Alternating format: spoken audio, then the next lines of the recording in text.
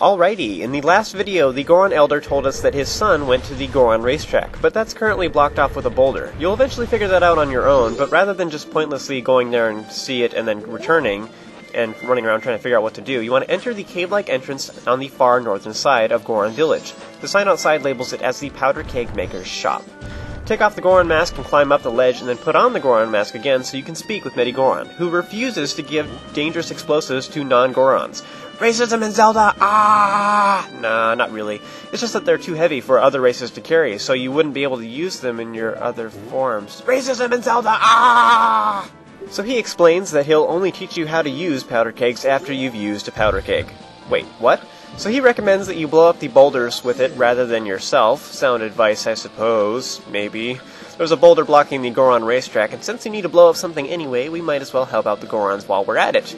Now, do you guys get the feeling that he's just having us do his dirty work? I mean, why didn't somebody else do this before him? Maybe all the other Gorons are, like, coming up with excuses or something? I really want to see the Goron Races, but I'm just too lazy to get a powder keg myself. So once you're done chatting, you want to go ahead and pick up the powder keg and toss it up the ledge. And you can roll after it, and then repeat this process until you get to the very top. It may take a moment to kind of get the hang of it, but you want to be quick. This particular powder keg has an extra long wick to give you enough time to reach your destination, but it does steadily burn up, so don't waste time either. So, Goron was a little unclear about our destination, but we're heading to the road to Goron Village, which is in between Goron Village itself and Mountain Village. So once you get there, you'll see in the top left corner of the minimap, it has the path that leads up to another entrance. It's somewhat hidden by the looks of the map, but you can see in the distance that there is a boulder blocking the way. Now you can set down the keg and kill the enemies, but you'll lose precious seconds doing that. Instead, I recommend you swerve around them and just ignore them. The rest of this is pretty self-explanatory. Once you get to the ramps, you just want to keep tossing it up and rolling after it. Now, why are there ramps here anyway? Like, it looks like they're here on purpose. You know, honestly, I think maybe Goron, the powder keg maker, I think he, puts the boulders here on purpose just to, like, test people to certify them for the powder kegs. Like, he's purposefully blocking it off so that he can sell more powder kegs this way. Alright, so once you make it there, you can check out the sign here that labels the entrance as the Goron Racetrack. That's confirmation that we're in the right place. Roll up to the last little bit and put the explosive right in front of the boulder, and if you're paranoid like I am, you want to stand back. Sit back and enjoy the fireworks. You can speak with the Goron Elder's son who's waiting outside. He explains he's no longer cold, so he isn't whiny anymore. And then he proceeds to whine about the boulder instead. Sheesh, kid, learn a new trick already.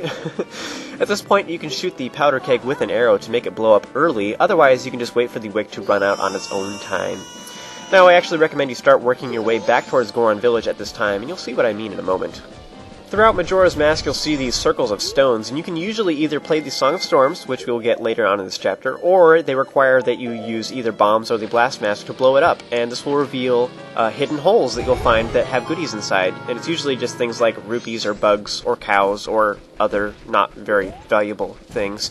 Either way, do not fall down this hole. Instead, you want to start running back towards Goron City, but don't actually leave the area, because you want to wait until the powder keg explodes. That was what we came here to do, after all. Once it finally goes kablooey, the Goron Elder's son will then venture inside and tell you to come along soon. Do not fall for this cute distraction!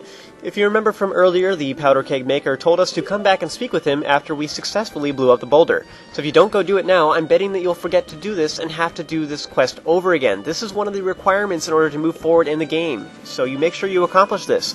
The Goron Races are optional, but the powder kegs are not. You have to get the Powder Keg Certification. So I don't know why they laid out the game this way. I just think they're just begging for people to screw this up, and this happens all the time. We get people with emails saying, I don't understand what to do, and they have to, go through this chapter over and over again just trying to figure out what they're trying to even accomplish. So once you return to Goron, you want to speak with him while wearing the Goron mask, and he'll be pretty impressed. Perhaps he expected to see less of you, if you get my drift. He'll apologize for giving you such a dangerous test and then gift you with a free unlit powder keg. Why, thanks, you couldn't have done that before, now could you? So Link apparently hides it in his bottomless pit of an item holder that makes things weigh nothing. But you'll need to wear the Goron mask whenever you use powder kegs later, because they're so heavy. So he also gives you a little tip that you can shoot them with arrows to make them explode early, so as I kind of mentioned a little bit ago. So now that we have been officially certified, we can use powder kegs whenever we want. And if you look at your start menu, you now have a slot in your items menu so that you can purchase them in the future. As many Gorons said, though, you can only hold one at a time, and you can purchase them from either here for 100 rupees, or the Clocktown Bomb Shop, which is for 50 rupees, so it's oddly cheaper and more convenient. Well, that works for me then. So now we can finally enter the Goron Racetrack back on the road to Goron Village. Now I do have one quick disclaimer. If you plan on getting the sword upgrade with me, you'll have to go have the Mountain Smithies forge your sword on the first day or first night. I actually did this in the last video, meaning that I have to go back on the second night to get my sword before the third day starts. In other words, go have the Mountain Smithies go reforge your sword right now before you start racing at the Goron Racetrack. That gives me a ton of time to play around at the Goron Racetrack, so I recommend you do the same if you're following along with me. Once you enter, simply run forward and speak with the Goron Elder's son to start the race. Apparently, he's in charge. Scary thought, isn't it? This minigame involves charging up your Goron roll and obviously trying to reach the finish line before the others. If you run low on magic at all, then you'll have to charge it back up and start rolling through the green jars along the way. Because of this, the magic meter enhancement that we got from the Great Fairy of Wisdom for collecting all these stray fairies in the Snowhead Temple makes this much easier since you don't have to worry about magic as much. Once the race begins, immediately begin charging forward and stay on the left side. First of all, if you have the magic meter upgrade, you can actually ignore most of the green jars and only get them when they're convenient. In this way, you can cut corners to get ahead of the other Gorons. In this area, there are several bomb flowers which will explode if any of you roll through them, so you want to avoid the explosions because apparently you're the only one who's not invulnerable to them. Be careful as you roll through these trees because the Gorons have a tendency to ram you into them if you don't avoid the Gorons entirely. These ramps up ahead are very dangerous. Only go up the ramps if there isn't any Goron directly behind you, because if they touch you from behind, it will instantly knock you out of your roll and make you lose. And finally, here is the unspoken rule of how this game works. Get hit once, you start blinking, get hit while you're blinking, and you get knocked down. Near the end, it's very important to be offensive because they go faster than you. Once you catch up to them, purposefully knock into them along the side to slow them down. And then just be careful not to get hit again while you are blinking. Just keep this opposition back and you should be able to make it to the end. Whew! Now I know I make this look easy, but that's only because I've done this a lot. You know you've played too much Majora's Mask when it doesn't take you a zillion tries to beat the Goron Races. So all this goes to say, I hope my tips make this a little less of a torture for you. Once you make it in first place, the Goron Elder's son will congratulate you with another bottle. It's gold! Gold, I tell you!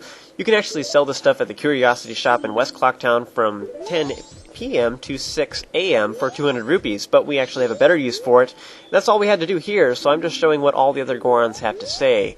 When you're done playing around, soar back to Mountain Village, where we can use the gold dust to upgrade our sword.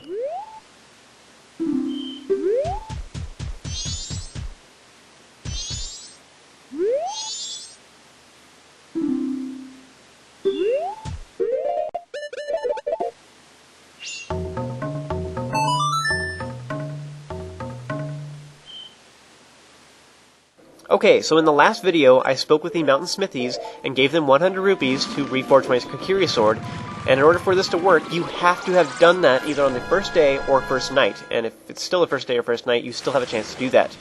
Next, we'll need it to be the second day so that we can snag our upgraded sword that we paid them to do, so just play the Song of Double Time to move ahead.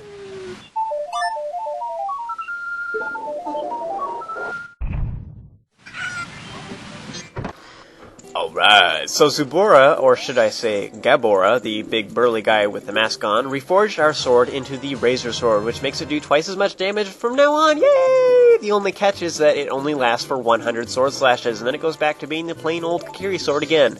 Oh, so I guess that means you really get your money worth, since that's like 1 rupee per slash, kind of reminiscent of the original Legend of Zelda for the Famicom and Nintendo Entertainment System, which used rupees to shoot arrows. Tidbit for you. Anyway, there are 2 pretty cool looking swords in Majora's Mask, and this is one of them. It's kind of a shame that we don't actually get to hang on to it for very long, but feel free to drool over it for the time being. When you're done wiping your chin, you want to go speak with the duo again, and Zubora mentioned that he could only strengthen your sword further with gold dust. Ironically, gold is, in the real world, is fairly soft metal, so that doesn't really make any sense at all. But this is just a video game, so whatever. Fork over the bottle that we won at the Goron Racetrack to start this process again. So as you can see, this is why we had to start the forging process back on the first day or night, because we have to reforge the sword a second time. When you're done here, you want to go outside and use the Song of Double Time to reach the third day. At this point, if for some crazy reason you go back in time without getting your sword back, you'll just go back to having the Kokiri Sword, for those of you who are curious, so don't worry about it. Talk with them on the third day, and they'll have finished the Gilded Sword. And this baby does the same damage as the Razor Sword did, which is twice that of the Kokiri Sword you had before. However, it never loses its edge, so you can slash it all you want. Awesome! Zubora casually mentions that he got rid of the remaining gold dust. Personally, I find this very suspicious, and it makes me think that they could have forged it into the more powerful Gilded Sword all along. In other words, I think the Razor Sword is just a scam for him to get rupees, and I think that he used barely any of the gold dust and kept most of it. So, seeing as he's just a lazy guy who has Gabora do all the fine work anyway, he's probably just a Terminian con artist. The Fiend. Oh well, so all this goes to say, we now have an Uber Sword that does twice as much damage and also has further range. It's like almost as long as Link is tall. It's awesome. So when you're all done playing around, you want to go ahead and play the Song of Time at long last to save, and then join me for the next video, where I'll take you to Romani Ranch.